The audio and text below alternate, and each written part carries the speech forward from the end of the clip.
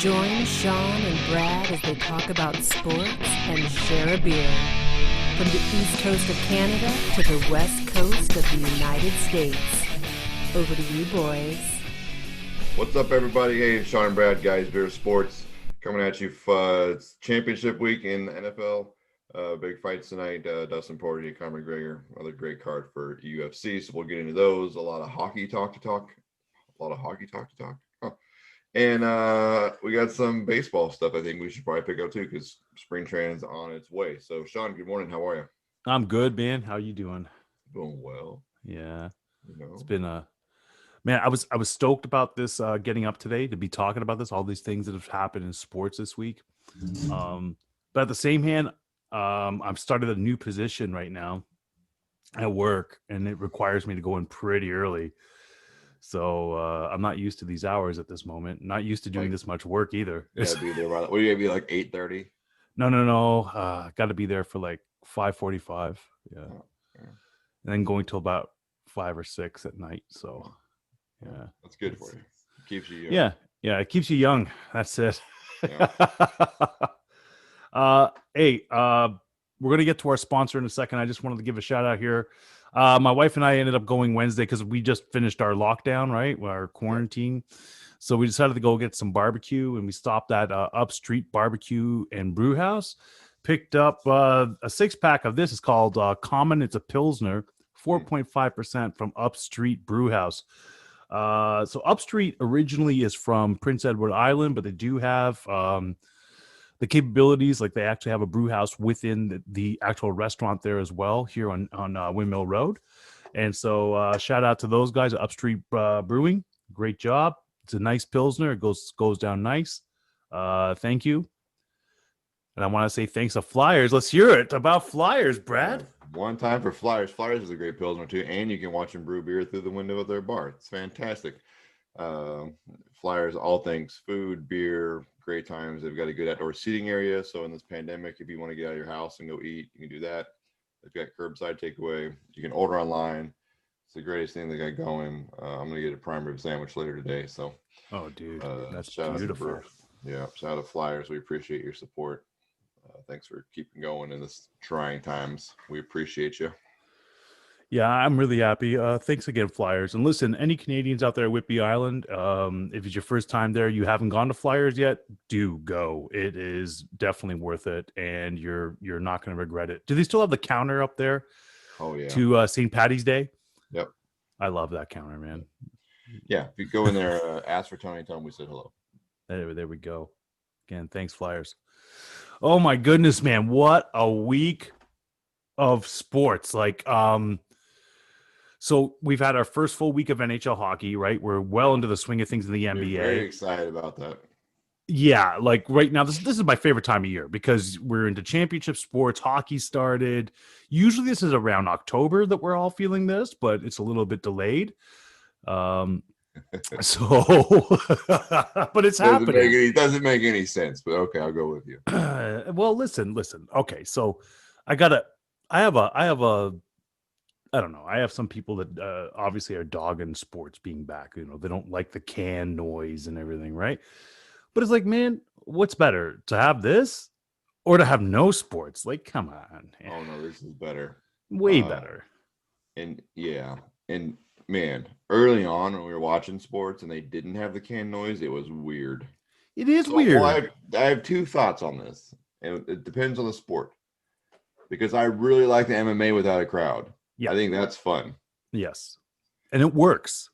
Yes, because you can hear those cracks. Yeah. Yeah, you hear the cracks, you hear the coaches, like all that stuff's fun, right? I really enjoy the MMA, small crowd, no crowd deal. The rest of sports, man, you gotta have something. Like, it's just the NBA is a little bit weird because they have like these over aggressive cheers and boos, which is fine. It feels like they just got the guy that works at EA Sports to come in and just push buttons, but it's not bad. It's not bad. It's definitely not bad. You know what I mean? Like, as we kind of like, and they've learned how to like tighten in the camera shots so that you can see. You don't see the crowd, and you just yeah. It's not bad at all. It's not bad at all. I mean, honestly, if he had no crowd noise, I think that would have been really terrible. They Especially in the did it. NBA. Remember the NBA started, they didn't have any noise at all. It And the was just first couple of football games didn't have eerie. any noise, and it was like, those Yeah. stadiums are too big to not have noise. And maybe that's what it is, right? It's the Yeah. size of the venue. It's just What- too what- echoey. Tell me, at the Ralph, buddy, at the Ralph, those 6,000 people there did not sound like 20 or 30. It was crazy. Well, I that's the was, thing, too, yeah. The smaller the building with more people. Did you see anything from the NBA last night? What are we talking about? Brooklyn and Cleveland, or We can Raptors talk about and? that. I was just it was more COVID related than it was anything else, and it was the I heard that there was a bunch of players that I just briefly heard about that they all tested positive and they had to cancel a game. It was like it was a Washington, right?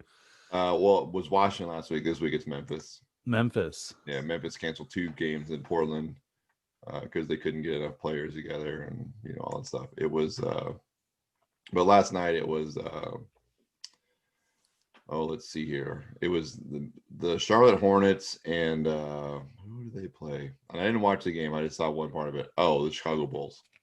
And LaMelo Ball is this amazing pass down to Devontae Booker, I believe is what his name is. Anyway, he goes up, gets Devontae Graham. Sorry, Devontae Graham. Sorry.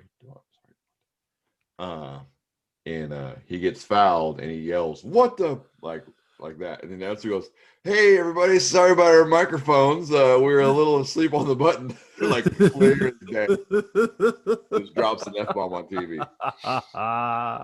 It was bound to happen. Yeah. Well, and they're having that. They don't have. It's not a problem, but they have this issue with in Portland too, because Carmelo Anthony loves to yell, "That's my," or get the, I don't hear what he says, but they basically "Get the F out, that's my ball," or something like that. Right. Whenever it's a rebound, he just that's his rallying cry, and like the whole team laughs whenever he does it. But he does it like 6 or 7 times a game, so someone like has to be on that button, because all of a sudden the crowd noise just goes dead. So it's like a blank spot in the broadcast because Melo's yelling. And I'm here for it. I love it. That's Man, I've had a long fandom with Carmelo Anthony, so it's fun to watch him in my local market right now.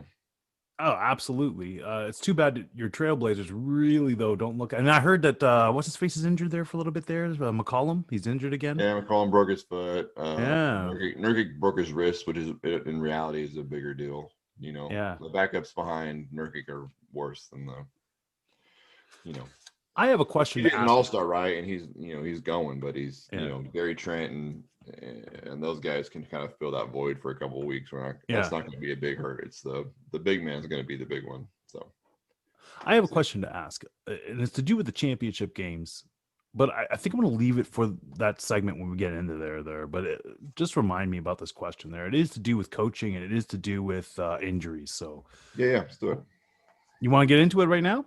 All right, let's do it. Well, you want to talk? I mean, Listen. That's the front stage right now. Is the AFC? I don't have anything else to say about basketball. Really, I would rather talk. Oh, I got tons to say about basketball. There's tons in here, man. I was watching. Okay, let me just get onto this right now with my notes since I have them here. Yeah, let's get your okay. Notes out. All right. All right. Nets, Cavaliers. Cavaliers spanked the Nets 2 times in a row, back to back. Yep. Jared Allen looks like a beast out there. Do you think that is a beast? They're missing him, man? Cleveland all of a sudden, like running up and down. James Harden looked very ordinary. Kyrie Irving last night was your top scorer, and of course, I don't know what's happening with Durant right now that he's out. Was it? Well, it's rehab for his Achilles. They have an internal plan. Yeah, he sat last night resting that Achilles. He played 50 minutes the night before. Yeah. So I watched that game. That game is amazing. Colin Sexton is a monster. Yes. Right? It went at Kyrie. They were trading shots in the end, and you go to overtime. I think, there's a lot of noise about Brooklyn and all those things right now. Man, that team's played 2 games together. Whatever, man. 2 games together. I hear what you're saying, right? It's a little bit early to be like. But you just traded all these assets, and because they're assets, they were all great players. I mean, I don't disagree. It's just early. It's early to judge. Yeah. I like what Dave said though. Dave kind of had me chuckling. Dave Sadler comes on Mondays usually. Good friend of the show. Good friend of the show. So he ended up stating, which was hilarious on Facebook, I thought, is that the Nets it's nothing more than a video game team. Yeah. When you make that all-star trade, and you're And like, they might end up being that. It 100% might be, but you just, you got Katie coming back from injury, you got Kyrie coming back from injury. James But, Harden was not in playing shape in Houston because he wasn't happy. no, yeah, I hear that. Like they might be the 4 seed in the East, but if they're healthy and have a half a game of if they're able to take the All-Star break and make that last push and all be healthy and get on a groove, you don't want to see that team in the playoffs. I agree with you. It doesn't matter where they come into the postseason. Now, the same thing with the Lakers is what I'm saying as well. Is that the Lakers really? I mean, it becomes a two-man show over there. Okay, everybody else is just situational players. You know what I mean? They just come on and they're just there. And here's the thing: Lakers, they made it look easy against the Bucks on Wednesday. Like they made that look easy. And all I'm thinking is like they're just on cruise control. They don't care where they come in. They just know when they're in the postseason, it's load. They're going to take it to you. It's load management at this point for I think both of those teams. Well, yeah. It's interesting that the Milwaukee Bucks have taken a step back, especially for the talent that's around there. Yeah, the re-signing, what we saw, and all those things, like they just took a step backwards. They're not the same. 76ers look good. 76ers look good out of the gate. They do, and I want to get back to the Cavaliers because the Cavaliers look really good. I'll be curious to see. I haven't seen it yet, and maybe it's because I just haven't looked this morning. Oh, look, it's a second-round pick. They're trading Kevin Porter Jr. Wow. After that outburst for just a second-round pick. You're talking about a guy who was a first-round pick just a season ago. Yeah. I mean, I understand why you got to trade him because, that's a big All right. So to the uneducated on this, just give a little breakdown there. Kevin Porter played for the Cleveland Cavaliers, and then apparently they moved his locker when they made this trade with Brooklyn to accommodate someone else's locker desire, and he took umbrage to that, and so he ended up throwing some food at the GM and had a locker room outburst, and so he wasn't allowed to come back to practice with the team, and then he's in Houston today. So yeah. Well, I don't blame the GM or the coach if they did that. I don't either. No. Yeah, it's like you can't have that. Yeah. You want to run your mouth behind a closed door in the office. You don't, be a grown up. Yeah. Yeah. But thank you. I get you're 21, but handle your business correctly. Yeah, exactly. So no, you don't need to be dealing with that. Yeah, well, it'll be interesting to see what Cleveland turns out to be in the East. With this influx of talent, and I agree. I totally agree. Jared Allen, I'm like a big fan right now. It's like, well, I have been a big fan. I think that's the biggest piece that came out of Brooklyn. That they'll miss, right? Him and LeVert, yeah. Well, I think that Harden eases that LeVert burden, though, right? Like a little. What I think is that they don't get. You don't have that. They won't miss him. They won't miss LeVert as much as they will miss Allen. Cause I just noticed. I mean, that guy's a beast on the backboards, beast blocking. He's not playing, man. He's not playing. Like, you know what I mean? Like he's out there and he's like, I'm taking this to you. So yeah, absolutely. And it was nice that they gave Brooklyn 2 black eyes as far as I'm concerned there in those back-to-backs. The first game was really good. Last night's game was not competitive. No.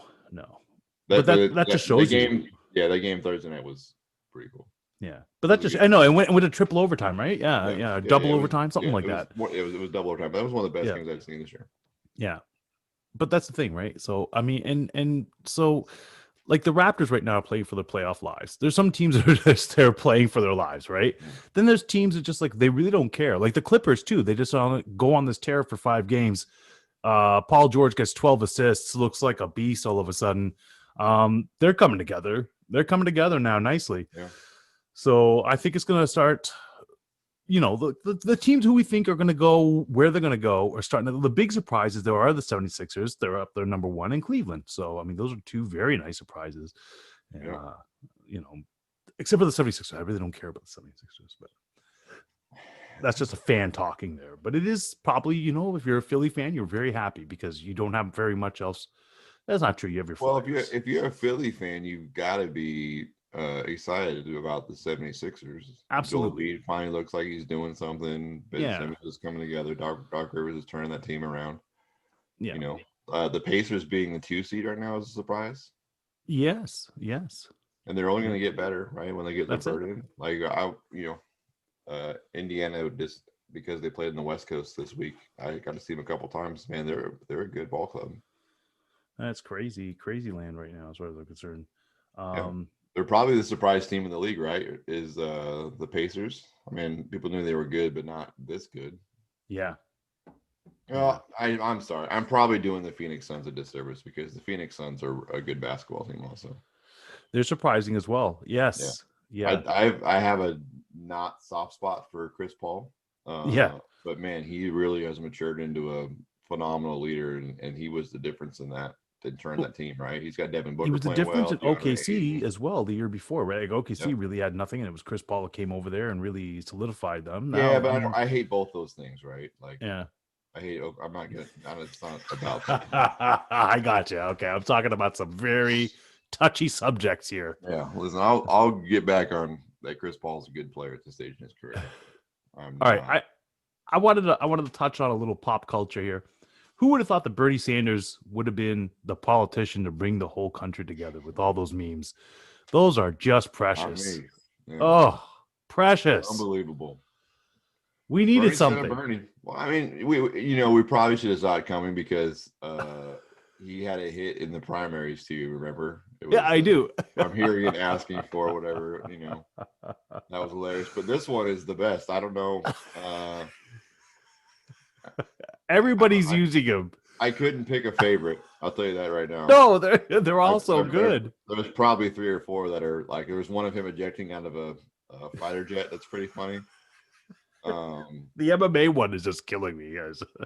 We have the armbar. The MMA one by itself, which is hilarious, and then there's the MMA one with Joe Rogan and Homer reacting to it, and that one's better. That's in the top. That's in the top for me.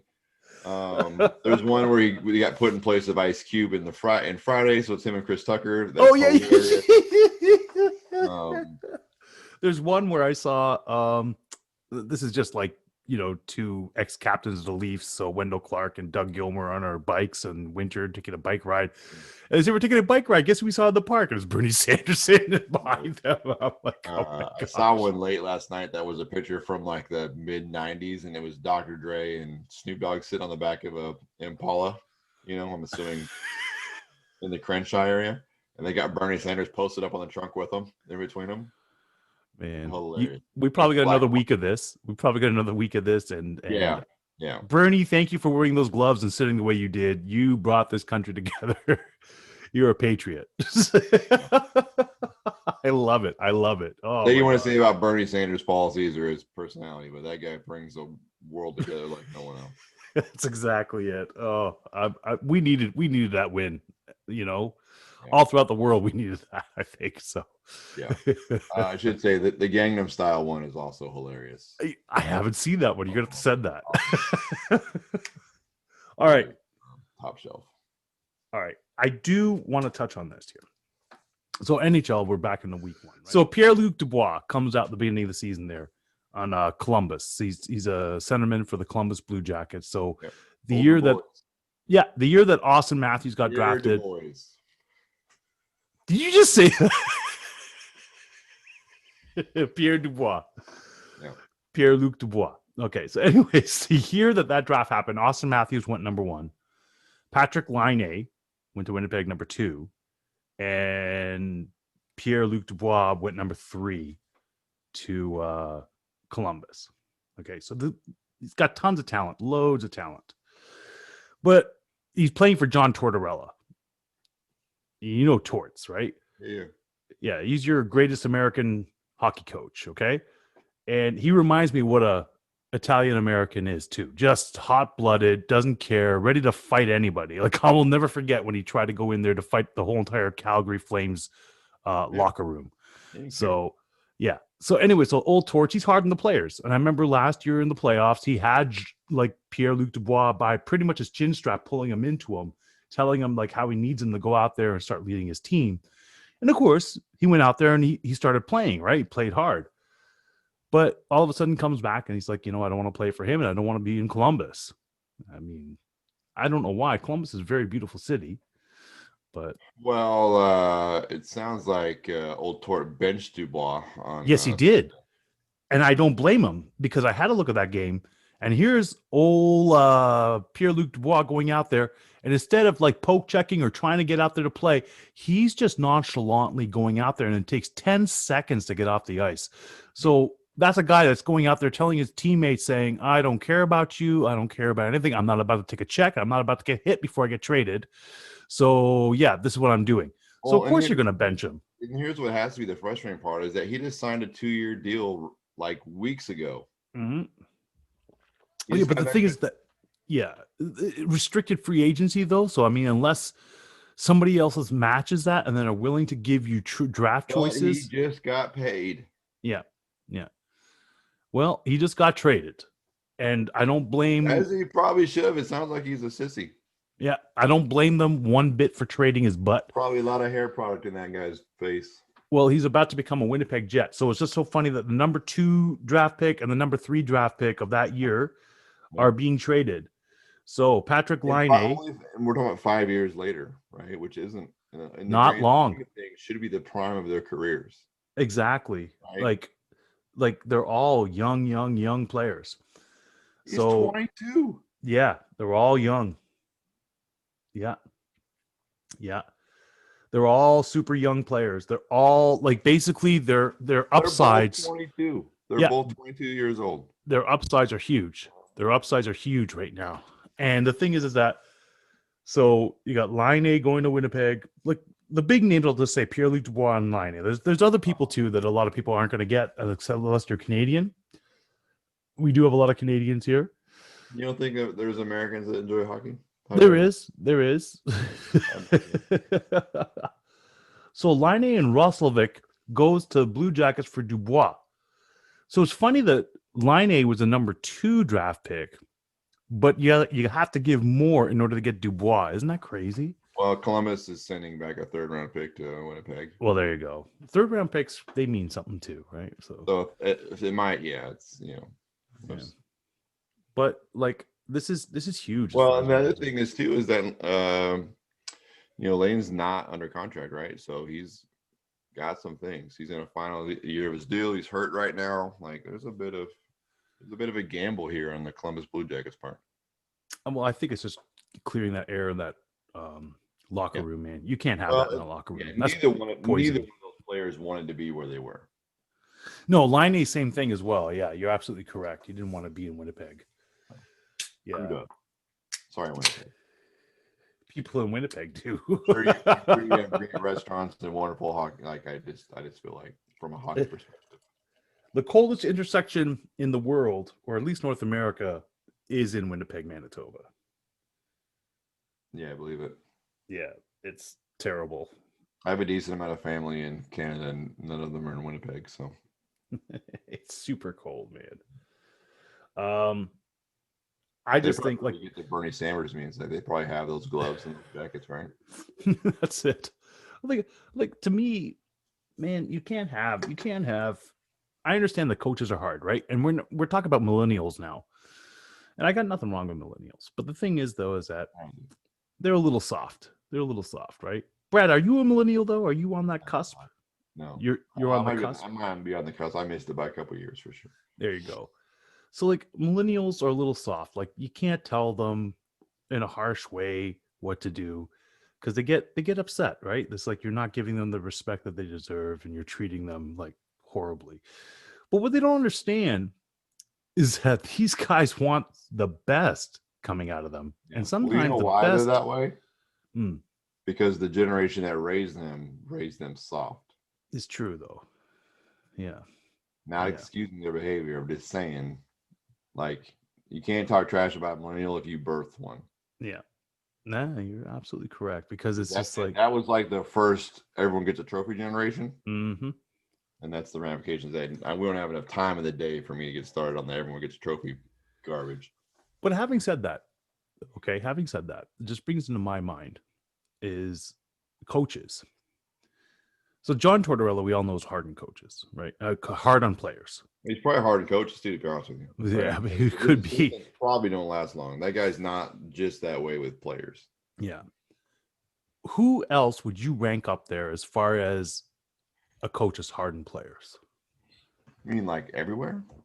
Yeah, and all the four major North American sports.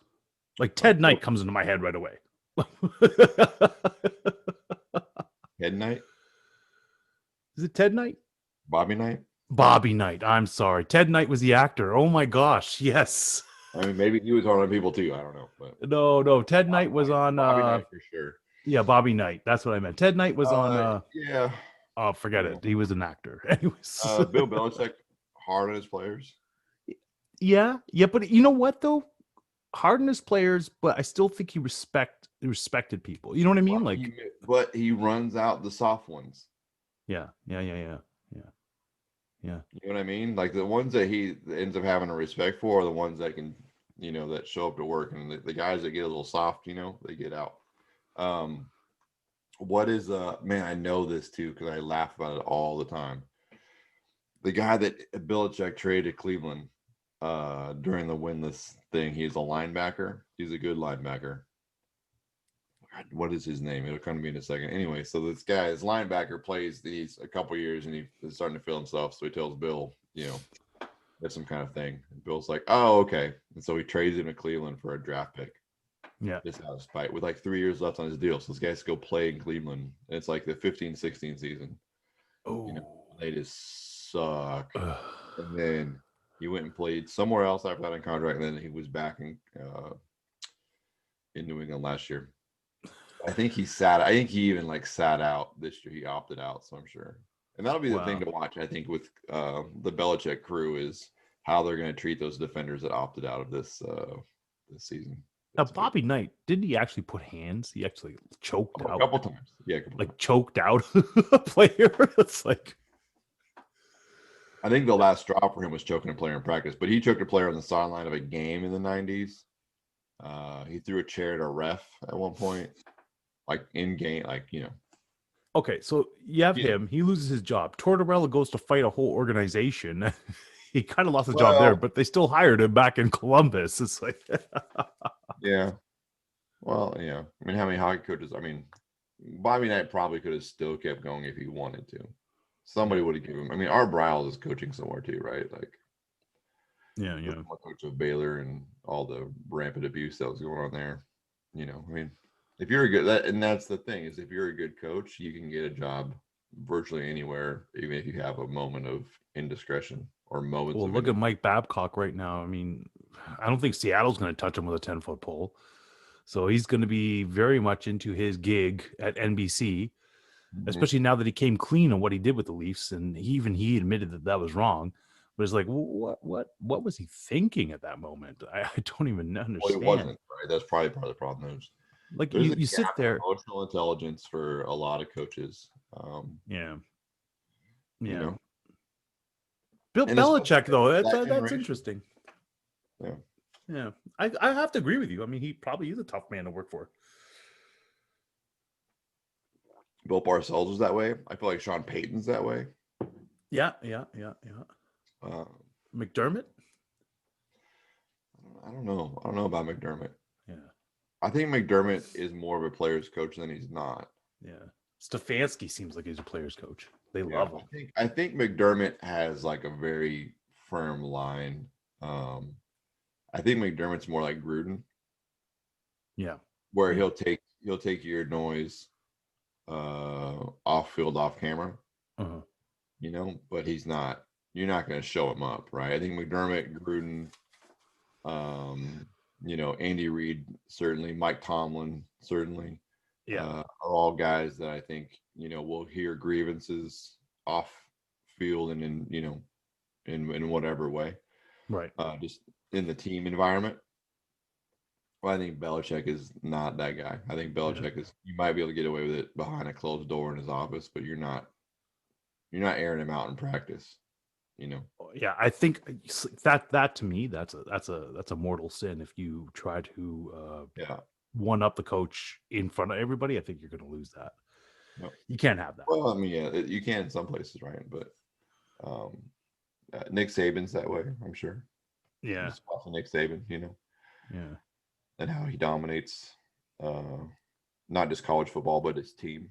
I mean, you have to think about Nick Saban as such a winner. that he gets dudes that are 5-star recruits and gets them to agree to sit for 2 years That's crazy, man. because the Jeez. guy in front of him is better. Yeah. Like, that's a sales pitch. Hmm. You're one of the best players in your state, if not the best player in your state, right? One of the top players in the country as an 18-year-old.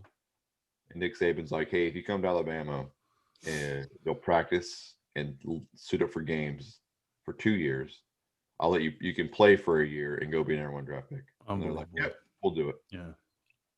Hey, I was actually meaning to tell you this there, since we're kind of on the topic of hockey. We're jumping around a little bit here though, but so I went to Costco, and a buddy of mine who started listening to the podcast sees my wife and myself, comes right up to me, he goes, "Your podcast is the best. It's the absolute best." So he's there. I might do this there. So Jason and a few other guys, they want to talk. They want to come on and talk Montreal Canadiens, Toronto Maple Leafs breakdowns when the games are happening just before, So I think it would be interesting to hear these guys talk about it, because one's a Leafs fan, one's a Canadiens fan, but they both know their hockey. And yeah, it was nice talking to you, Jay. Hopefully we'll bring you on. Hey, Brad, what do you think for some of these rivalry games coming on after football? Yeah, that's fun. I don't mind that. It sounds like a good time. It does. I just wanted to mention that. Listen, everybody that's listening, thank you so much. And if you're not listening, hey, like us on Facebook. And if you're not listening, you're not going to hear this anyway. So. Exactly. But, well, you never know. I have my ways of putting stuff out into advertisements. Right. You're an advertisement? It's like Davenport? It's like my Davenport. That's right. These pretzels are making me thirsty.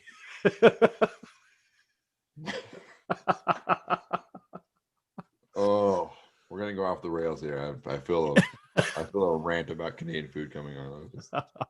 Oh, you know it. I had to put it out there on the Facebook group, Guys Beer Sports Facebook group, about all dressed chips. We just call them all dressed here. We don't need to show what's an all dressed chip. We know it's everything. We're Canadians. We put everything into something, right? So we know what an all dressed chip is. And I'm looking at the bag and showing me all the stuff that's included with the all dressed chip. And it says #1 chip in Canada. It's like, this is a place that brings you poutine, tortilla, beaver tails. We're diabetes haven here, okay? And here we are. We're telling the Americans. Everything. That's like the most Canadian thing ever. Your #1 flavor. It's like you couldn't make a choice. So they put all of it on one. And we don't want to offend anybody. Here you go. They probably buy it and just throw it right in the trash can. So everyone's thinking in Canada, but it's all in the trash can. The landfills are full of unopened bags of all dressed chips. I just love it how you have to educate the Americans. So an all dressed chip is everything. So let's show a picture of everything going on to it. I had one once and I couldn't do it anymore. I also can't do ketchup chips, and they're a big hit in this house. So we can't keep them. That's because it's Canadian. That's right. Canadians love, I don't know, they have some sort of. It's my wife's favorite thing ever is Canadian chip. Yeah. I remember when we took a trip. Listen, I remember we took a trip to Victoria, and I remember Nikki asking us specifically to bring back X amount of ketchup chips. If he hears you're going, that's the thing. The last time we went to Canada before the shutdown happened, we had to go early so we can go to the stores or whatever and get the supplies, which is, I am happy to do that. That's fine. It's not a big deal. But it ends up being like Cadbury chocolate and ketchup chips, like an obscene amount of both of those things. And so I'm coming back from, Canada, I'm at the border, and the guy's like, "Hey, do you have any to declare?" I'm like, yeah, we went grocery shopping. He's like, "Okay, what'd you get?" I was like, "Ketchup, chips, and chocolate." And he like smirked at me. He's like, "Pop your trunk." So I like pop my trunk, and he opens it up and he laughs because I have like 7 bags of ketchup chips and candy bars. He just laughs and he goes, "Holy!" And I go, "Yep." And I go, "That's her thing. That's why we're here." Like, have a nice night. And then, for a while she could make those boxes stretch out, but now my girls are also giant fans, and so they'll sneak them and destroy those bags of chips. And that's right. Yeah, they're all quarter Canadian, right? So I don't know what the math works out to be, but they're all Canadians in the world, and we know that by their love of ketchup chips. So I just love that it's like all dressed. We have to show the Americans what this is. it's the most little brother thing that. It's, Oh my gosh. yeah, it's hilarious. Oh my goodness. Okay, I so don't even thought of that. Like who? well, like I told you, man. I mean, we have some very strange culinary tastes here in Canada, and I know. you know, so I mean, this it should not surprise you. You know, It's not a surprise, but it doesn't make it any less like wow. You know, like it shouldn't surprise anyone. I mean, we like everything, right? So, hey, let me ask you this. We're talking about weird foods. You guys have maple bars in Canada? Those donuts, I would imagine. like, what are you talking about? Like what you would get up there in the U.S. and some of those? Yeah, we do have those as well. Like we also have a maple donut as well. Yeah, but yeah. Maple donut. We call them maple bars because they're longer and. Well, you guys have the bar, yeah. But they put them on regular donuts too. Yeah, they do. Yeah. Have you ever had one with bacon on it? Yes, and I remember it was called the aircraft carrier in Whidbey Island. Yeah. Yeah, and I was completely in heaven. I was like, "This is everything I want." There's times I don't want people thinking that I'm this hater on like weird food because like I'll I'll line up for it if it's there, but oh yeah, bacon on top of. I can get behind all dressed. Like I don't want people thinking I'm a snack weirdo and I don't like fun things. No, my wife's American and she said that she's a chip purist, right? So it's like that means so it's like regular chips and salt and vinegar and maybe sour cream and onion. Like I've had dill pickle chips. I don't care. Like I'll try whatever flavor there is. You can't just throw all the flavors in one bag. It's gross. I like a nice all dressed. You don't need any. Just imagine like if you went to someone's house and they had like 6 bags of chips on there, like all the flavors, and they opened the bags and dumped them all in a bowl and mixed them up. And they're like, "Here's your chips." Like that's gross. Gross. Why is that gross? You don't know what you're about to eat. It's a mystery every time. Exactly. It's like mixing Skittles and M&Ms in a bowl and eating them while you're watching a movie in the dark. No, it's beautiful. It's awesome. It's what you need. That's what your next move should be. You should sell Skittles and M&Ms together. Probably a giant hit where you live. Who knows? Somebody would like it. Somebody would like it. Someone does it. If you do it, let us know. All right. I wanted to touch on here really quickly. So no preseason for the NHL. So of course we're starting to see the injuries like we saw in the NFL, right? In the beginning with the soft tissue, except Joe Thornton, 42 years old, signed with the Leafs. So in the offseason there, comes out there, got hit, looked like a very innocent hit, out for 4 weeks for the rib injury, right? And these hockey players are tough, just like football players are tough. Yeah. So to me, and they've got some gear on too. That's Well, yeah, and so it was very surprising having a look at that hit. It was just like, how did he snap his rib? But he is also 42. And then I was looking at Mahomes, right? And Mahomes took that. And I'm starting to wonder if because he didn't look like he hit his head at all. So I was wondering, was he even in concussion protocol? You know what I mean? Well, because it's like, was he choked out? Is that what happened? He had no oxygen to his head? Well, that would be concussion. No, that's not a concussion. A concussion is your brain swelling. Yeah, okay. We can get into that. But I can't imagine that the worst thing that a player could get is concussion protocol. Yeah. It is, right? But is Andy Reid playing one of those games? You know what I mean? Yeah, concussion protocol. No. Here's the thing: they can't play games with concussion protocol. Because it has to be an independent doctor that clears him if they go to concussion protocol. Yeah. Right. So. Yeah, but they're not calling it concussion. Like the man's all of a sudden. No, he was in concussion protocol. Yeah, no, and now all of a sudden he's A-okay. He got cleared from it.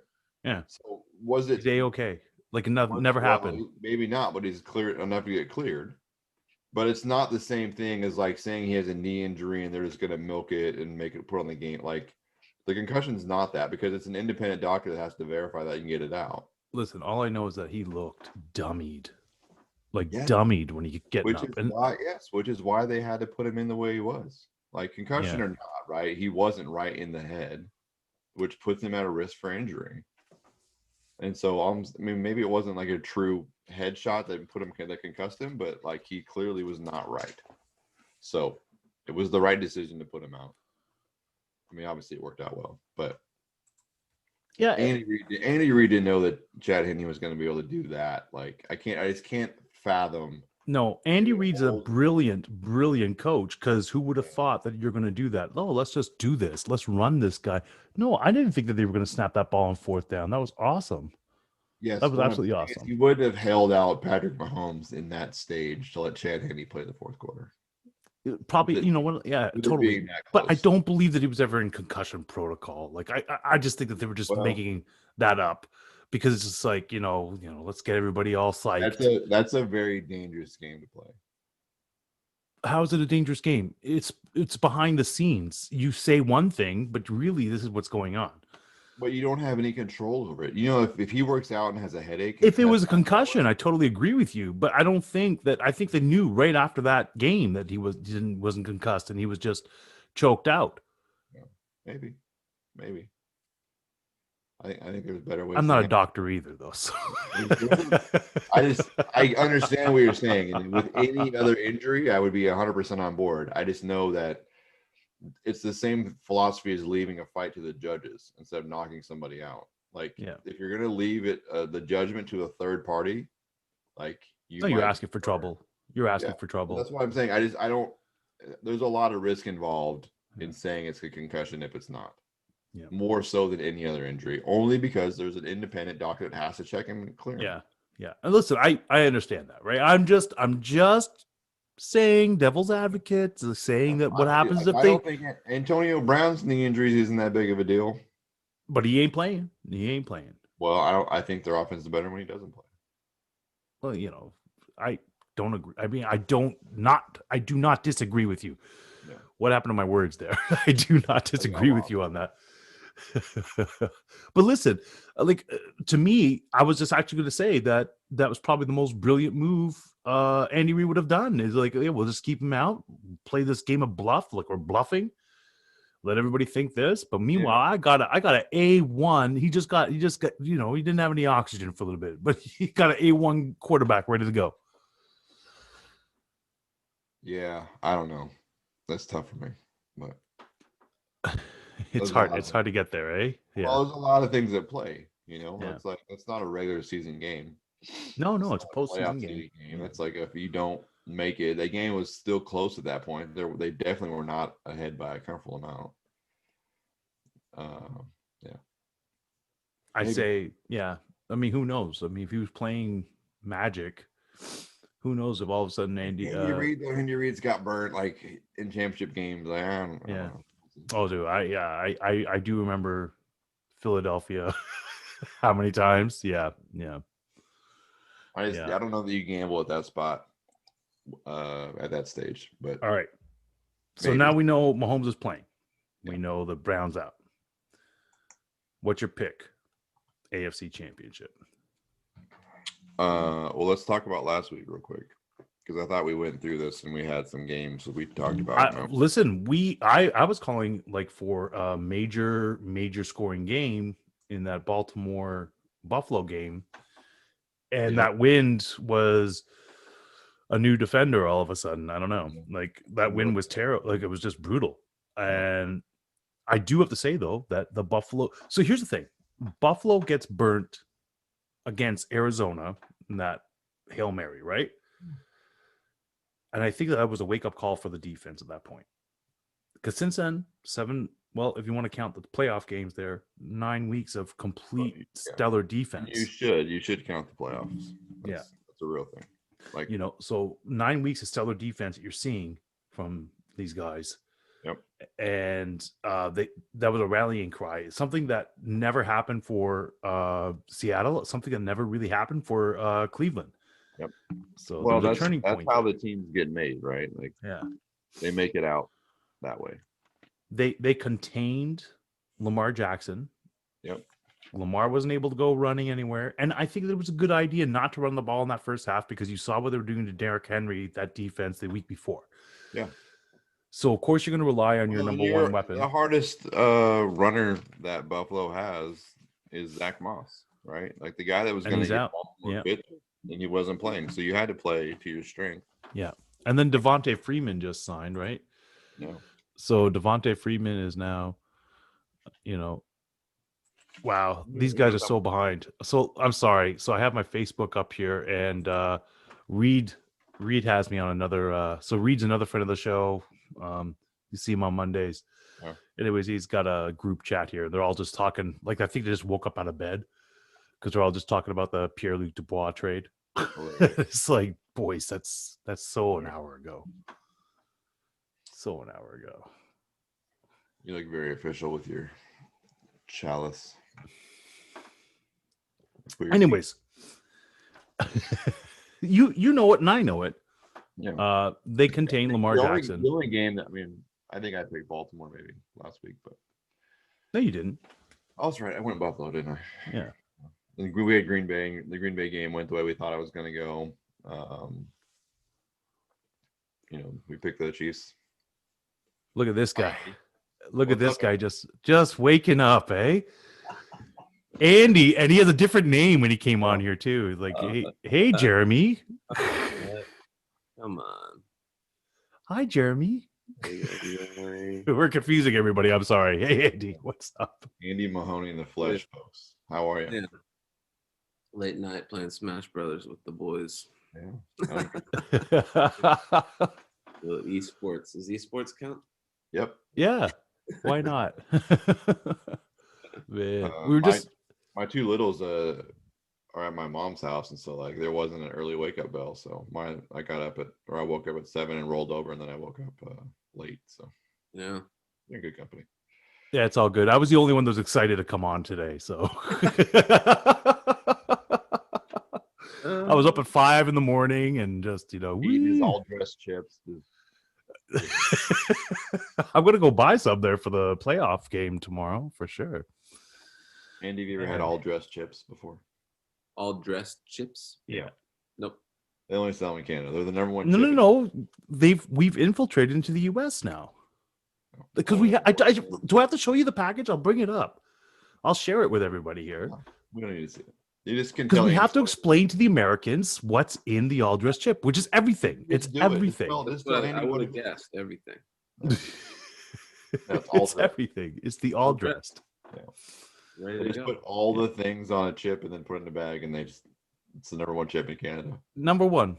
I think it. Yeah. It's good. I tried it before. It's not. It's Have you guys have those Dots pretzels yet? We don't have principles? No, Dots pretzels. Oh, Dots pretzels. Oh, what are those? No. I don't know, but they're sweeping the state of Oregon at least. I figured they were everywhere else too. They're like these just perfectly seasoned little pretzel twists. Usually I hate pretzels, but these are. You guys are on your own island there in Oregon, though. You're not even on an island, but you're on your own sort of thing going on there. Maybe someday. Maybe if. Hey, what's going on with those Trailblazers? I don't want to talk about that.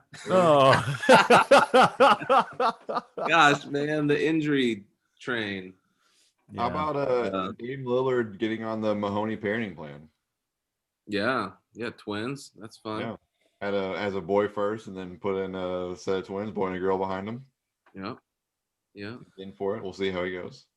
Yeah, Lillard. I mean, he's had kind of a hot and cold start, but he's getting there. And then McCollum came out guns blazing, and then breaks his foot.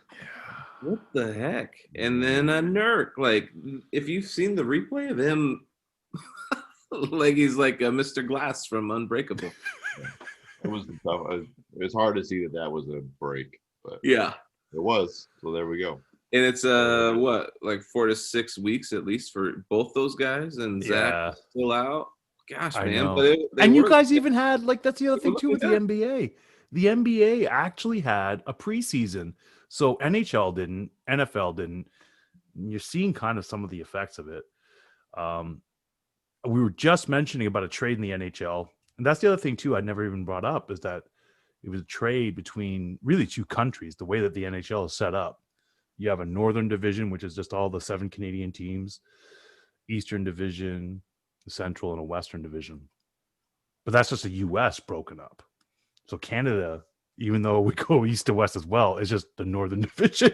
So Vancouver, Toronto, Edmonton, Calgary, Winnipeg, Ottawa, Montreal, they're all playing each other, right? Yeah. So to make a trade, if you're trading between the U.S., you're losing that player for a potential of 14 days because of COVID. So that's huge, Brad. I know. It's 56 game season. You're losing somebody for a possibility of over 20% of the season. 16 points can make for something. You know what I mean? It's like Maybe. Yeah, we just had 2 games postponed, and the Blazers and all their social media posts made it clear that it was because of the contact tracing Memphis was having to do. It wasn't us. Yeah. Well, because nobody wants to be the bad guy, right? Like, it's not us. Oh yeah, especially in the Northwest. Well, that's the other thing that happened here in the NHL. It was super interesting. It popped up and that it was that way, and then all of a sudden that they were canceling games, and then was an onslaught of like, this is not Portland. But the thing is that the NBA, they have marketing power, they have commercial money, they have real money, right? So they can do almost like the NFL. They can do whatever they want. If they want to move games, they can move games. I think that was pretty apparent when they walked out last year. They got that power. You know what I mean? Now the NHL, not the same sort of beast. No, seriously, right? Because it's just like if the very fact that a top tier players got traded and Brad's sitting there going, "You guys didn't even make the news here on ESPN." It's like it just tells me something, right? That's right. But the thing is that Ovechkin, with all of his Russian brethren there in Washington, so it was like 4 guys, but your top player, probably top 5 player in the world, right? They're all hanging out without masks, drinking in their hotel room, right? And the league decides we're going to punish you, so you're going to miss 4 games. That's almost 10% of your season you're going to miss. And you're missing a guy that's chasing Wayne Gretzky's goal record, right? So that's 4 games gone, and it's a 56 game season. So it's interesting that they're making that, they're doing that. They're making that the example. It doesn't matter how good you are, you know. Well, you got to start with a hammer. I mean, we saw the NFL do that, and with these giant, $500,000 fines and loss of draft picks for guys not paying attention either. Like, because it's real money. Yeah, but the NFL's got their favorites too. Let's face it. Come on now, Baltimore. We'll keep kicking that one. We'll kick that one down the road because we want to see Lamar Jackson play. Denver, you don't got a legitimate superstar, so you're going to go out there with your wide receiver playing quarterback. Tell me I'm wrong. Well, you are, but no, I'm not. What are you talking about? I'm not wrong. So you are, because Baltimore was contract tracing with a strength coach who had been in the league meeting and got exposed, right? Denver broke protocol the same way that the Capitals have, and they were all in their little quarterback group meetings, not social distancing, not wearing masks. Okay, I see where you're going. Okay. So there's a way, like, it depends on how you, like, the rule got, or they got, whatever, right? Like, you got infected, but how you got infected matters. Okay, I hear what you're saying, and you know what? I can give a pass on that, but still, it still looks shady when you're throwing out a wide receiver to go play quarterback. Well, it wasn't a wide. He was a wide receiver in college. He was a quarterback for them now. He just wasn't. No, he wasn't a quarterback for them now. And if he was, then that's the worst quarterback I've ever seen. He's their 5th string guy. So you say he's a starter in the CFL? With a day of practice. No, he's probably a backup in the CFL. Okay. The 4th CFL guy is. Oh my gosh. So yeah. So do you want to get into, or do you want to wait for the NFL right now? We were in the middle of it there. I'm going to wait for the NFL. Let's talk. I'm going to talk UFC with Andy, because that's. I do too. Yeah. I do too. Big card tonight, Andy. Yeah. Yeah, I got, I think, 2 guys coming over to watch it, and it should be great. Yeah. It's a different. I want to talk quickly about last weekend's fights, and specifically the Max Holloway fight. What did you think about that? So I felt like Holloway he's never. We talked about it last week, that I feel like he never gave us his best. Like, he was good and he's won and he's been a champion, all those things, right? But we always feel like there was a step missing with Max Holloway. Mm-hmm. And then Saturday's performance was like, oh, that's the guy we've always been hoping to see. Yeah, or like who he was at first, right? But then with the big fights, just never. Yeah, just couldn't show up when the lights were on, right? Like when it really mattered. Like we thought, I wanted him to be a generational talent, like a John Jones or a Jordan Pierre, like something like that. And he just wasn't. He wouldn't show up, and then he shows up that way. And it was like he got a second wind almost. Yeah, I mean, he's just been so many bruisers too. Where it's just those. I mean, this was another one of those. I saw the highlights. I didn't actually watch the fights last week. But I saw it went to a decision, but maybe they almost called it early on. Like they should have called it in the third round. Yeah. Should have called it in the third round on. Old Herb should have thrown it in the third. But then he just dominated him. For the fifth. Yeah. They could have called it any time from the third on. It's pulling up and watching again. Yeah. But it was on ABC last week, right? That's right. Yeah. First time combat sports, right? Like, hey, Brad, first times, like the last time they did it was Cassius Clay against Sonny Liston. Yeah. It'd been a couple of decades. Yeah. Wow. But it's a show. You can find it. It's out there. You can you should watch it because it's one, that kid is tough, but man, it's a clinic. Cater? Yeah. Yeah, Cater's a tough guy. Yeah. At one point, Andy, Max Holloway is talking to the announcers and telling him he's the best boxer in the world, and then sneak punching homeboy in the face. And dodging at the same time. Hands down, dodging shots. Telling Dan Hardy, who's running the table, that he's the best boxer in MMA, and then punching homeboy punches him this way. It was ridiculous. It's the wildest thing. He's like so upset. And he's telling that guy he's man, it's a fantastic. The first 2 rounds are fantastic. I gotta watch it. The last 2 rounds are like vintage Anderson Silva. Me and you are not in the same league. Yeah. I'm just gonna. It's they should have stopped this already. I'm just gonna punish you. I think that was the other thing too. Is he was trying to prove a point. Is like, this fight should have been stopped, but he's not even looking at him anymore. It's like, I'm not even looking at you. Yeah, it's definitely something to watch. So something I heard. Good to see that Condit and Brown were on that card, and that was a ridiculous fight too. Were done. Unbelievable fight. Yep. Unbelievable. Until Holloway took out, that was the fight of the night. Yeah. Yeah. Oh, I believe it. I mean, both those guys bring 110% every time they fight. This fight made that one like you almost forgot about it, and it was just crazy, absolutely crazy. And the thing is, you had 3 first-round knockouts on the main card. Yeah, that card was a good card. It was just a banging card. It was unbelievable. I gotta watch it. Did you guys see the Chiesa fight? I'm in Canada, so it was nowhere to be found. I don't know about you, Brad. ESPN Plus, right? Yeah. Yeah, we don't get ESPN Plus. I was surprised to see, 1, that he was headlining, and 2, that Chiesa? he won. Because he's another guy who it feels like Chiesa? Coming out of Ultimate Fighter or whatever he was on. I think he was on that. Yeah. Like he seemed like he was going to be great, and then he had all the close fight after close fight after close fight, and he just never came up on the winning side. So I was happy to see that he won, beat another UFC alum from that show. But yeah, it was a weird day for a fight too. So yeah, like noon, I think.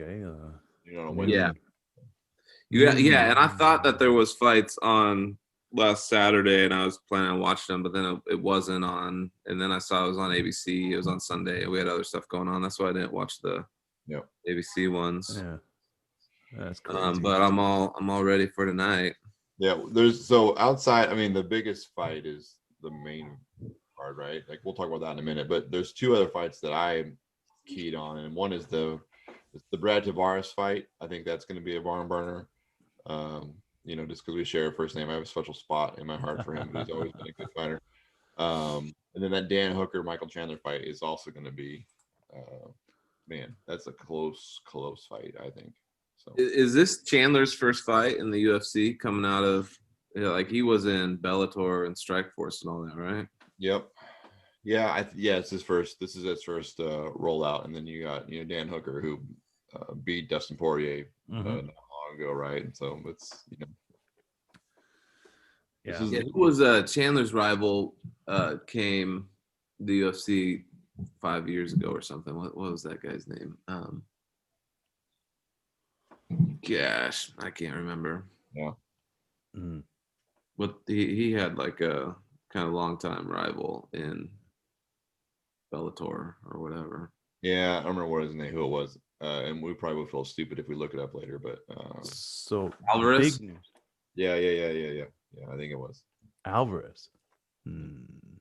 That's not it. I'll have to have a look at that. I do know with the main event that besides it, it's just going to be Dustin Poirier, Conor McGregor Part 2. Conor McGregor is a different Conor McGregor. Like he's hugging Dustin Poirier and talking about Louisiana hot sauce and all that, and it's just like money to his charity and it's a different Conor. But there's a certain someone that is watching this fight as well, and is seriously talking about coming out of retirement. It all depends on whatever he sees in this fight. So Habib Nurmagomedov, who was talking last week to Dana White, and he said, it all depends on this fight. And if this fight, they show me something, I'll come out there and fight. If not, I'm not going to hold up the division and I'll give up the title. So he wants to see what's happening with this fight. He did say, because I keep seeing like mixed messages from him. Like, Dana White came out last weekend, said they had to sit down. This is what happened. Yeah. So he wasn't like committal because it's just like, it all depends on what happens with this fight. It's interesting. Yeah. So he, and to me, I think Habib beats any of these guys. Like, there's nobody that can even go up against Habib. There is nobody. This is a man that could literally at will decide your fate. It's like in that octagon. I think if Conor comes out and destroys Dustin in the first round, that Habib comes out to fight him. Oh, of course. Conor looked like just so tightly wound yesterday at that press conference. Like he was nice and and all those things, but like if you just look at him physically and the way he's moving, like it's vintage Conor. Like he's ready to go. You know what I mean? Like you can tell. Like I feel like his body's been a little soft in some of these weigh-ins recently. Yeah. And like his legs really popped out yesterday. Like his, but he was fighting legs. He was fighting Cowboy the last fight. I mean, yeah, I understand all those things. I just think that this is going to be, I don't know, and maybe it's just my fandom getting in the way. It's the same. I always wanted to see like Manny Pacquiao and Floyd Mayweather fight in their prime. Right. Never happened, right? Yeah. I want to see a good Conor and a good Khabib. We saw that. We saw that. Well, maybe, right? Like we saw it from Khabib, but Conor had just gotten paid. Conor was a little soft. Conor was in that WWE throwing, pallet jacks at buses. Like, that was Conor being Conor at that moment. Okay, that was whatever. I just want to see a mature Conor fight Khabib. Okay. I still think Khabib drags him, but some of that's what I want to see. I don't think the old violent Russian just destroy him one more time. There is nobody in that weight category that could compete with that man. No, but I want to see. I want to see the hatred that he has for Conor come out one more time.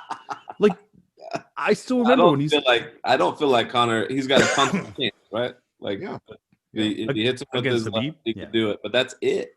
And I don't think Khabib's going to get hit by that ever. He's too smart.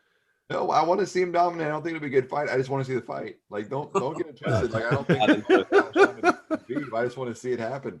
Well, this is what Khabib said, which is not what Dana White said. This is Khabib's own thing. My mother is the most precious thing I have. You won't push me to do things that will disappoint my mother. I don't even have plans for UFC in the near future. No. I don't even have thoughts about preparing for a fight. That's what Khabib. Maybe that's for his mom. Okay, he was with Dana, and he said a different thing. Because Dana's a father figure. The next thing we'll see is Dana White's making a trip to Dagestan, and he's gonna sit down with mom. That's it. He's gonna sit there with mom and say, "Listen, your son is some sort of special talent." It's like, she knows. Let me tell you how much money. Yeah. I mean, that's the thing, right? Khabib's already got generational money in Dagestan. Yeah. He's got generational money for there. Yeah. It's not about the money for him. No. Yeah, but he is pretty big into honor. As we saw, he's the most age after that fight. Athlete, right? Yeah. But I think the right dollar amount would definitely. I don't think so. Back. I don't think it's about $1. I think he's too principled for that. I think I really the right fight and the right dollar amount. Come out. I was surprised to see that he sat down with Dana White, to be honest with you. Yeah. But he's probably salivating at maybe licking his chops to fight Conor one more time. He said what he said. You know? Yeah, but he told Dana White a whole different ball of wax there. You think Dana White just coming in there? Dana said he said that, right? And you want to trust the old boxing promoter? Like, I always trust Sean, who wins, Khabib or vintage GSP? Why these questions? Vintage GSP? I say we know the answer. We just want to hear you. It goes to decision, and GSP comes out the winner over Khabib. It'll be controversial. Just because the games move forward. I don't know, man. I want to see that fight. That's one thing I do know. I got to be honest. I mean, my heart's with GSP, but my mind is there going, I don't know. That's too close to call. Too close to call. It's two of the best talents to ever walk in there, right? I mean, not to say anything bad about Anderson Silva or John Jones or all those guys there, which, by the way, John Jones looks like a beast at 250. My God. He looks like a beast. I can't even with you right now. Me? What? You know John Jones at 3 on your list right now? No. That's what it sounded like you said to me. Yeah, you're right. You're right. Yeah. Maybe 4. Depends on no, 3. Yeah. Habib's number 1. There's no way fans are buts right now. So you go Habib, GSP, Jones. Yeah. Unbelievable. Who do you have? Jones number 1. No. Jones all day. No. 100%. No. Wait till when he fights somebody in the heavyweight division, then maybe I'll say they're okay. Yeah. But he hasn't done that yet. It's gonna happen. Do you want? It is going to happen. Jones and Miocic or Jones and Ngannou? I don't think Jones should be able to walk in there and just get the heavyweight title shot. He's going to have to fight somebody like Derek Lewis or somebody that's in the title contender, and then just see that one. Why not? Yeah. Like right now, Israel Adesanya is being handed the keys to the kingdom right now. Just like, here, go get the light heavyweight title fight. Yeah. You know, just go in there and do it. You know, meanwhile, if you're Blachowicz, you just won this title. It's like, I got to go defend against this joker, though. But it's like, what in the world? That's your mindset, then you should, like, that's the thing. What? Like, both those guys. What has Israel Adesanya done besides in his own weight category? What has he done? But that's weight category. He's still a dominant guy. He does a Hadoken. Yeah. Exactly. Very mystical. I don't mind guys jumping up or down a division and getting put right back in a contender because you can see what they are. No. Anderson Silva didn't even get that chance. But GSP did. GSP did. Yeah, he did. GSP did. I knew you were going to say that. Anderson fought at his correct weight. Yeah, but Anderson moved up to fight some people at like heavyweight this entire time. Perhaps. Stylebender should have been at this weight the entire time. There's some guys that have fought a weight below than what they should have been fighting, and we all know that the move up is not going to be a big deal for them. Anderson Silva moving up made him slower and fluffier. Well, tell that to Forrest Griffin. Well, but Forrest was like Forrest was never the most technical guy. All heart. Yeah. All heart. Right? Tell that to Forrest Griffin that is like, yeah, he was slow and there's a reason why Forrest went and just walked out. Like, yeah. Such a good clip. I showed my kids that clip the other day. Oh, we just got smacked and just left. Silva's matrixing him. Yeah. And then he just knocks him out and Forrest runs out of the cage. You should show the one though with Weidman where he's doing that and then Weidman just catches him. Oh yeah. No, Forrest actually waves him off on the ground. He's not out. He waves him off. Yeah, that's exactly. He waves him off. I think he tapped out or something. Yeah. He's like, it looked like a playground fight, is what it looked like to me. It was like in 5th grade. They got into it by the swings. Yeah. They gave Connor a shot everywhere he went. Yep. Yeah, so, because that's because like, you know, this guy was marketable. He was just shooting his mouth off. I mean, the very fact that they're comparing him to Muhammad Ali. But Jones is one of the maybe the greatest fighter of all time. I don't have any issue with them giving him a title shot, unless Ngannou and Stipe are going to fight. Yeah. That fight should happen. I do have a problem. The man's running around like just bumping rails. Hey, let's just go bump rails. Let's go do this. Let's just go, we're going to go skiing today. Problems. Oh, did I hit a pregnant woman's car? I'm going to go run from the situation. How many chances does this man get? Give him the Walter Payton Man of the Year award. We're just saying he's a good fighter.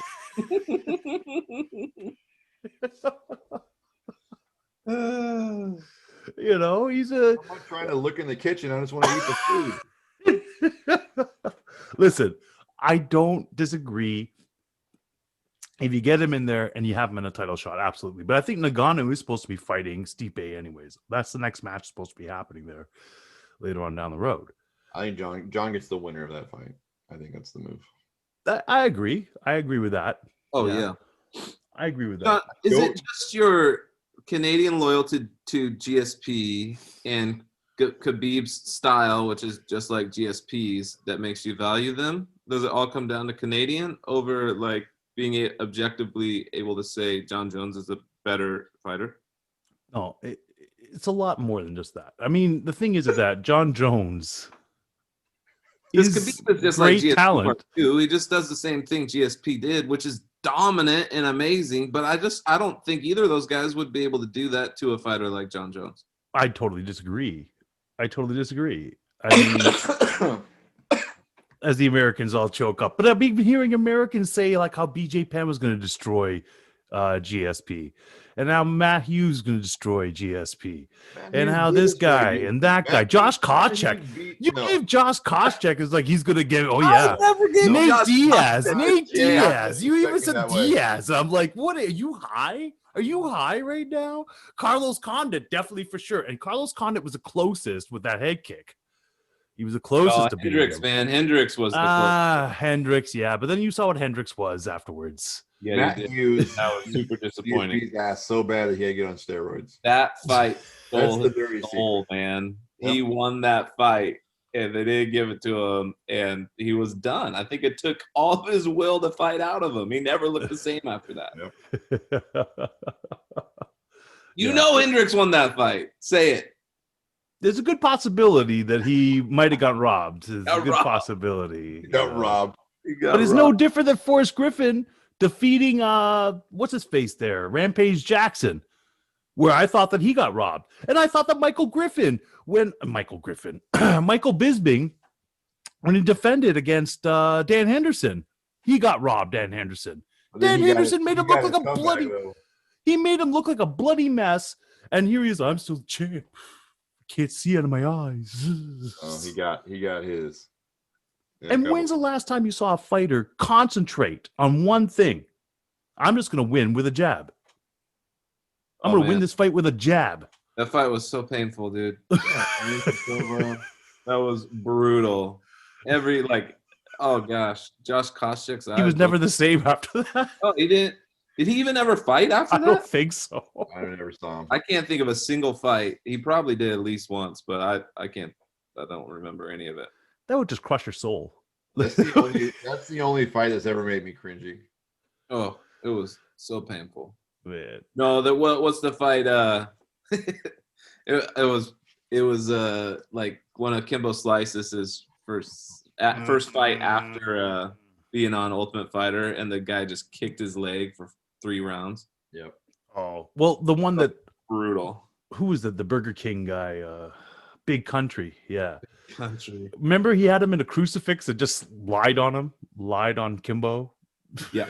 Punching his head. All right. No real damage, but they had to stop the fight because he couldn't defend himself because his arms are pinned. My arms are pinned by this big fat bastard here. My arms are pinned down. And he's punching me in the head over and over. But it's not hurting me, but I can't do anything. And I remember Rampage saying, "What are you going to do when the moon's on you? The moon's on you." It's like, yeah, you can't move the moon. It's like... I love Jackson. Oh man. Oh, hey, Andy. I want you to get back to answering the question that you just dodged. Andy asked you a question, and then you gave us his garbage answer and then spun all the way around. What are you talking about? What question did I Canadian got? loyalty. Yeah. No, I didn't give you any loyalties. I just said that he's a great fighter. He defeated a man with a jab. Okay. People count him out. I think he likes being the underdog. I really do. And I would disagree. He likes being the underdog. I think that's what led to him taking a little hiatus. you think so?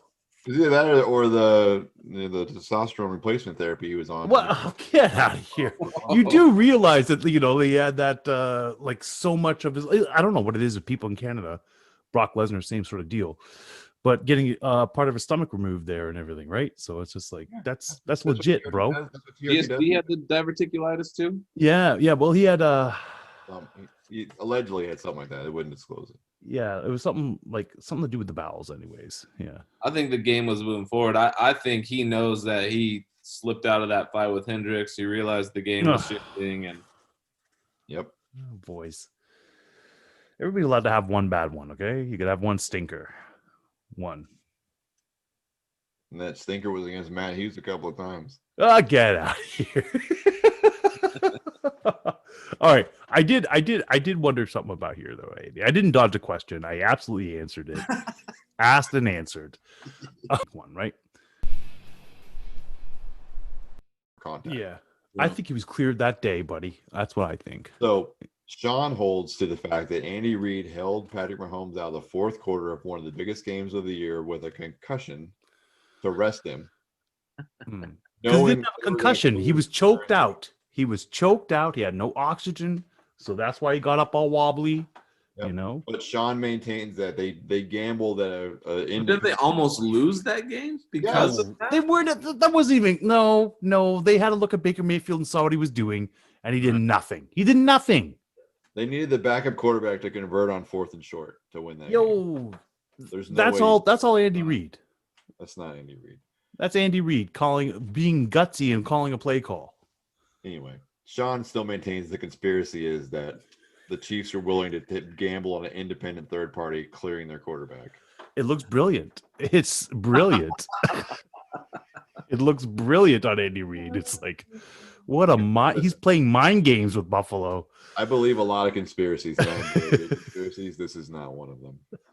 So it seems like it's going to be Kansas City and the Bucks at the Super Bowl. Well, no, what in the world, you boys? Aaron Rodgers. Aaron Rodgers looks vintage right now. Okay, that's going to be a good game between Aaron Rodgers and Tom Brady. Like that's going to be a good match. It's in Green Bay. It's going to be cold. It's the first championship game in Green Bay in a long time. Okay. So that'll be. I think that's the better game of the weekend. So I think that for me it feels. I think it's going to be Bills, and it's going to be the Packers. That's what I feel. Packers and the Chiefs as well. I would prefer the Packers in the Super Bowl. Yeah, I like the Packers.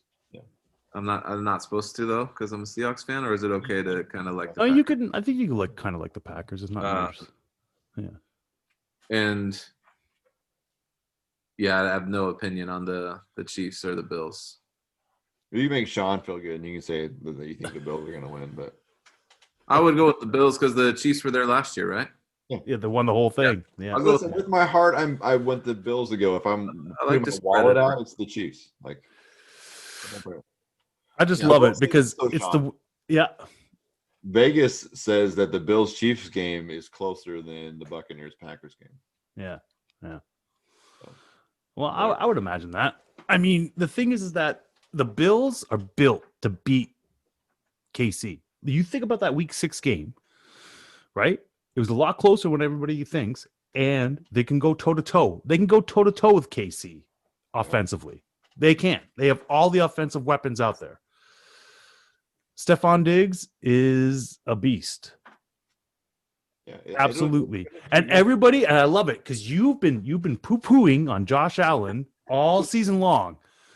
And I think now you should buy a jersey. You should buy a Josh Allen jersey right now for the amount of times you poo-pooed on him. Only publicly. Because it makes me feel good to mess with you. You poo-pooed on him so much. My George St. Pierre take is real. Like that's a real. My Josh Allen take is merely for my enjoyment of your reaction. You're George St. Pierre. So what do you think? George St. Pierre is just a ham and egger? I don't know what that means, but yeah. What do you mean you don't know what that means? That means a guy that just gets up 9 to 5 or a ham and ham egger, and just egger? going in. Yeah, ham and egger. You never heard that? You guys never watched enough wrestling. Oh my gosh. Rick Rude would come down there and he'd go, "Oh, you ham and eggers. 9 to 5. Is it one word or Jobbers. It sounds like Sitting in the ring. Keep quiet while I take off my robe. Hit my music." And yeah. So ham and eggers stuck in my head. I don't think that George St. Pierre is a top 5 fighter of all time. You don't even put him in the You top are 5? so what marijuana? Wow, what Seattle marijuana strain are you on right now? Because that's crazy. That's crazy. Top 5. Yep. Thank you, Andy. Yes, he is top 5 at the very least. 6. Oh my god. Top 10. Yeah, top 10 is good. Who's your 3, Brad? Jones. Yeah, it's Jones, Khabib, and then it's Anderson Silva. Like, you can't discount what. Yes, you can. The last decade of his fighting career was terrible. What are you talking about? No, it's not. No, it wasn't. Ever since Weidman, it's been garbage. When his foot went around Weidman's thing, it's been garbage. No. Never the same. Listen. It was a man that fought for way too long. Exactly. Sure, but you can't discount what he did early on. No, you can't. Absolutely. He did dominate. He was but the dominant thing is, for 8 years. do you think anybody sits there and goes, well, I remember that? No, they remember the last little bit. Now, No, yes. Now, when he dies, they're going to remember all that good stuff. Sure. Absolutely. What are you talking about? Sure. It all goes on the record. Daniel Cormier is a better fighter than GSP also. Oh, yeah. Oh, Yeah. no. Yes. If you No. take it out of their No. era, DC you fan. know, just No. mash up the eras. Like Yeah.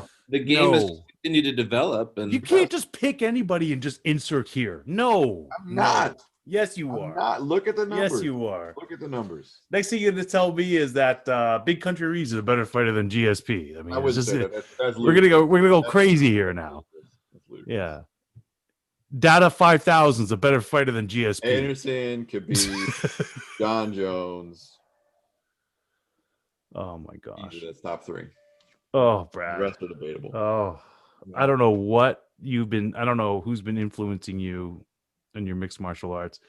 I'm just so watched it. wow. I don't think that Josh Allen is a terrible quarterback. I think he's made great leaps this year. Dude, his football I IQ. just like to talk trash to you about him because it just gets you all spun up. That's just my game. You know what you're doing then. Josh Allen has arrived. And if they don't win this year, they're definitely winning a Super Bowl It's in the best, short future. I think the best 2 teams in the AFC are the Bills and the Chiefs, and it worked out well. I think that's the move. And I as much as I dislike Tom Brady and his Uggs, I think the best 2 teams probably made in the NFC too. It's a good. I have to agree with you in that. Yeah, I do. To me, I mean, Tom Brady is not going to be intimidated in the cold, right? No. Tom Brady has got the best defense on the NFC on his side, better than Green Bay's. Yeah, I would contend. Yeah, Green Bay has the running game to push back on Tampa Bay's defense. So, but Aaron Rodgers is a better quarterback than Drew Brees. Yes, at this moment. I think these 2 matchups are maybe even better than the matchup we see in the Super Bowl. So, yeah, I have to agree with you on that. The Super Bowl is just going to be for what it is. But you're right. This is like really for all the marbles at this point. Then, because to get in there, then I don't know. It's a crapshoot. Then at that point, it's a crapshoot. Yeah, I think it's Packers Chiefs, and then we can talk about who wins that game. And we'll see. We'll see. I think it's Packers Bills. You know, if you were to talk to Reed, it's going to be Tampa Bills. But yeah. But and Andy thinks it's going to be Chiefs and Packers or Bucks. Chiefs and Bucks. That's what you said, right? No, he's not going Tom Brady. You talked me out of the Bucks thing. I have no education on this at all, but I would much rather see the Packers win. Yeah. But it's the fact that he made it that far in his first season that made me feel like, crap. We all kind of figured he would, though, because I mean the man's a smart man. He went over there and said, "Oh, they got a really good O-line. Look at that. They have a wide receiver. Wow. they have a decent tight end, and if I can convince Gronkowski, I could probably get in there too. Okay, this is a great team. I'm going to go. He looked at that team and thought that they had a good O-line to protect him, and they had a really good defense. Yeah. Tom Brady hasn't set the world on fire with his games. He's actually had some clunkers. So he's 43. It doesn't mean I hope he loses. Not a shot. Yeah, we're all rooting for him to lose. Yeah. For a lot of reasons. Great. Oh man. Yeah. All right. That'll close us up for the week. So I got a one-on-one question, or was this our one-on-one questions? All right, let's get your one-on-one. Was this it? Do it.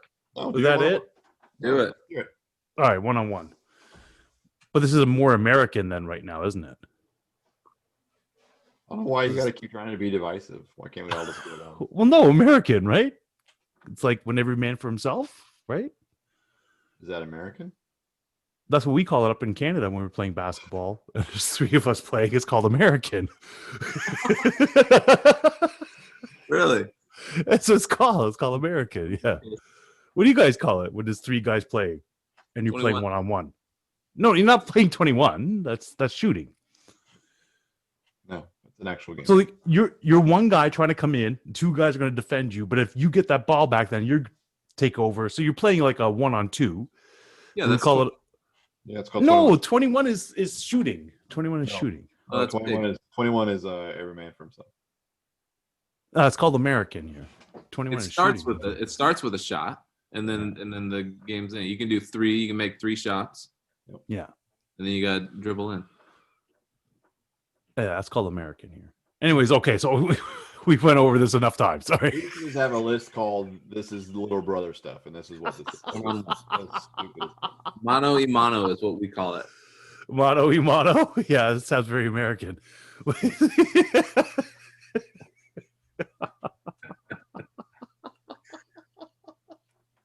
All right. My Davenport, my maple syrup. Why do you think that the NHL is so skewed in the US of A? As far as just news coverage, anything, sports coverage, anything like that. First of all, it's because you call it the US of A.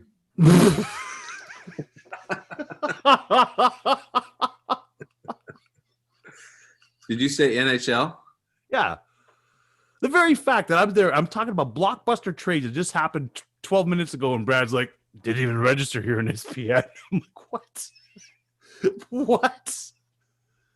I don't think the NHL does a good job of marketing. I think that they decided to go a different route. And it's hard to find like I can watch hockey here because I'm so close to the Canadian border. I just watch the CBC channel and watch hockey. You can't watch hockey on mainstream sports in the United States. That's because the NHL doesn't want to pay for it, and they don't have the market to do it.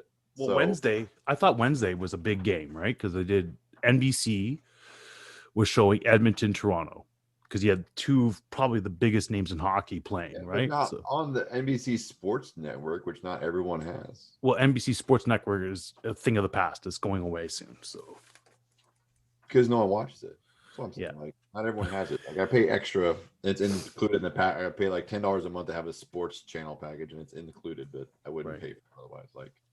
But that's the NHL doesn't do a good job of marketing and trying to build a fan base. It's kind of true because really, there's 36 million people to go crazy for it right up here, right? So they could. People would, man, if like they could figure out how to infiltrate American culture and get it live, like people would love it because it's fast paced, right? It's basketball and football combined. It's violent and it's fast. Like it's a great sport. It just doesn't get any play because it's never on anywhere. Well, I'm thankful that Snoop Dogg's there. Maybe Snoop's the Bernie Sanders of the NHL. Maybe he'll bring it up. Have you guys ever seen any of his advertisements for the NHL? Like when he's sitting there explaining rules or anything like that, or terminology? Bernie? No, Snoop. Because he'll tell you about the flow. He'll tell you about the biscuit. He'll tell you about. Andy, have you seen Snoop Dogg call any professional sports games? No. You should find it. It's fantastic. It is. Yeah. It's quality and it's entertaining at the same time. Like he understands what he calls Laker games sometimes, and they're so good. He's there in the NHL. He's like, lickety split the defense. It's like, what? That's cool. It's super entertaining. If they would put Snoop Dogg on an NHL game and put it on like a Saturday afternoon when there's no other sports on, people would watch it. Yeah, that's what they Right. should do. Brad, what's a flow? What's a flow? I don't know. Yeah.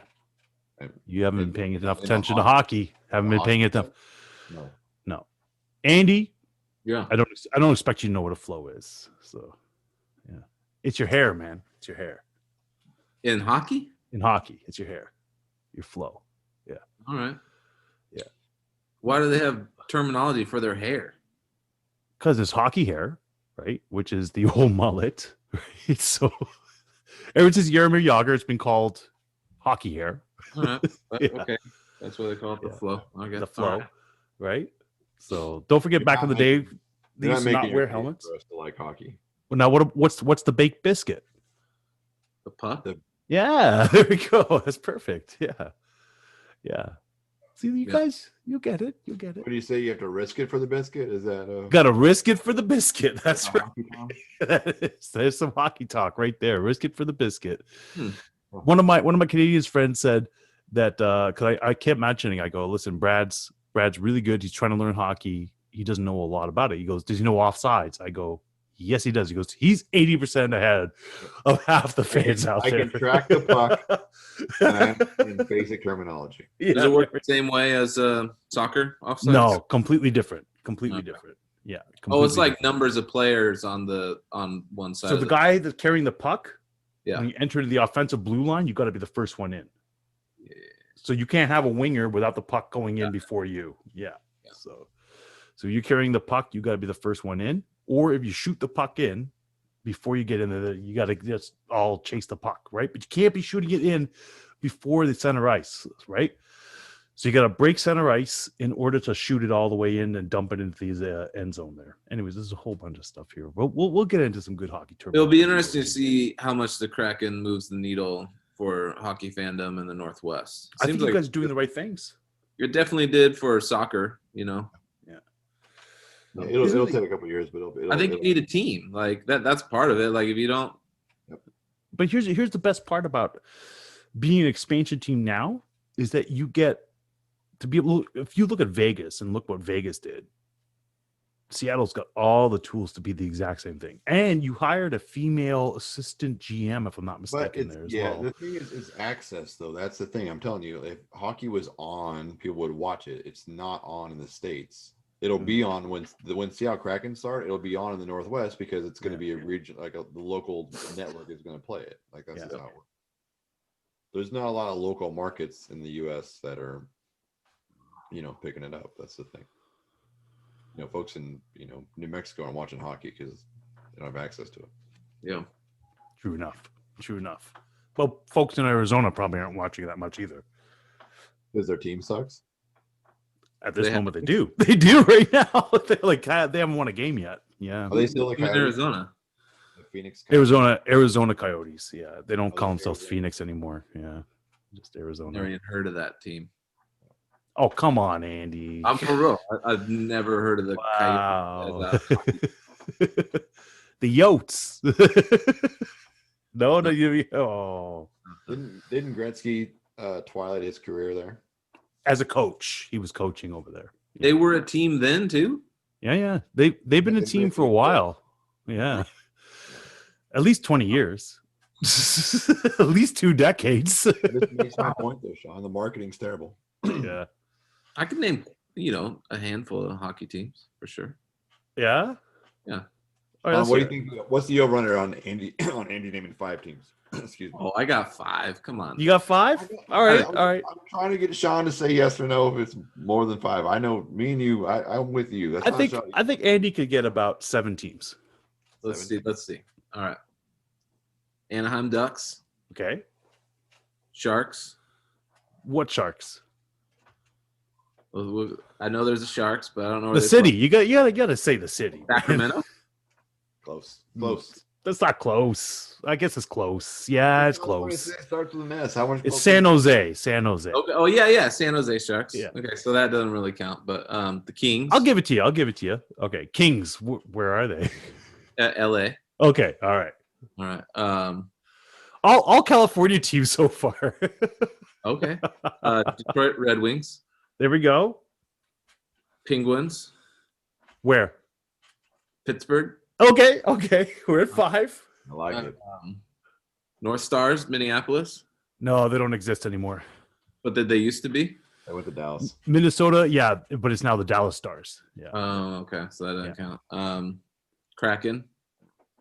It's not a team yet, but okay, we'll give you that one. Officially, yes.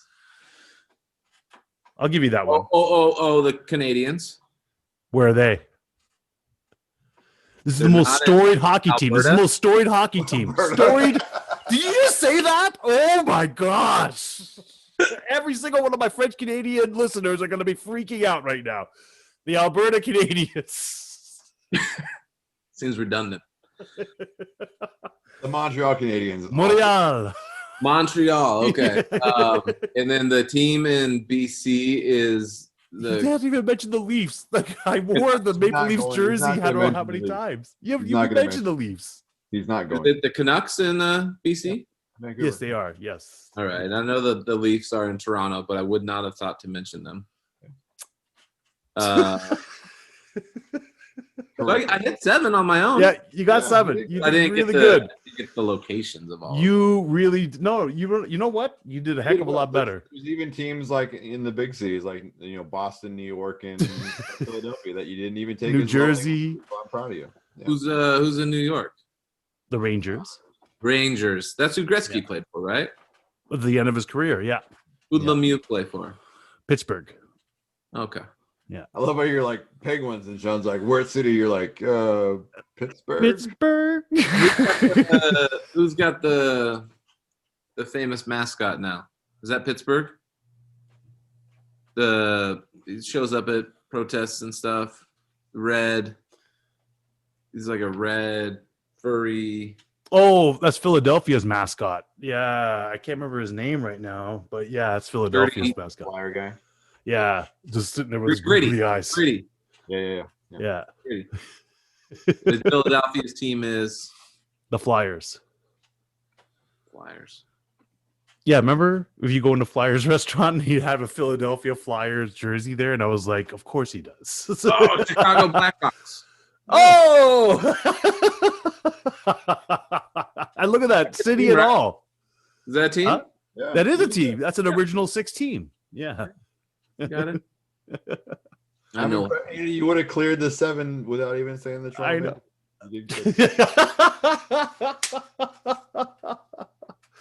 And on that note, I think this concludes episode 26. Oh my gosh, it was a blast. Thank you for being here. We appreciate when you come on. It's always a good time. Yeah, Absolutely. Good to see you, boys. Yeah, man. Hey, thank you, everybody. Remember to subscribe, like, listen, all the good stuff. We'll be back Monday, right? Yeah, Monday. On all things NFL. Sounds excellent. See you guys. Peace. All right. Peace. See you guys.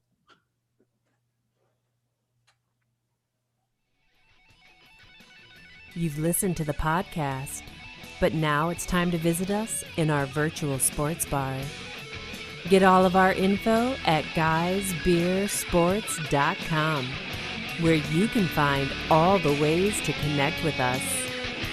Watch for live conversations with Brad and Sean that happen throughout the week, and join in with your favorite local beer. You can share your thoughts in the conversation comments with your own uploaded videos, or even join us as a guest live commentator. The GBS Virtual Sports Bar is open for business. Come on in, boys and girls.